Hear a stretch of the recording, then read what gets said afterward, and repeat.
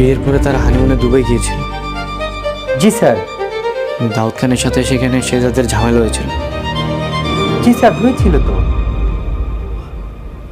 Locker number 92। আজকের পর্বে একের পর এক চমক। গোলামকে পুলিশ সেজে অপহরণ করা হলেও তার স্মৃতি ফেরানো যায়নি। তবে সে মুখ ফসকে বলে ফেলে লকার নম্বর 92, যেখানে লুকিয়ে আছে কয়েক বিলিয়ন ডলারের রহস্য।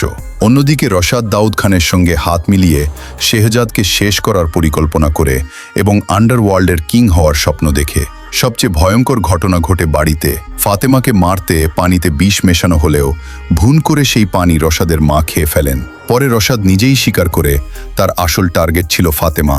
ফাতেমা বুঝে যায় রশাদ সম্পত্তির লোভে তাকে সরিয়ে দিতে চায়। এদিকে গোলাম ও ফাতেমার সম্পর্ক আরও গভীর হয়। তারা নতুন করে বাসরঘর সাজানো আর একসাথে ডেটে যাওয়ার স্বপ্ন দেখে।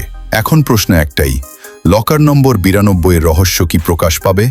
আর রশাদের ষড়যন্ত্রের শেষ কোথায়? জানতে হলে আগামী পর্ব মিস করবেন না।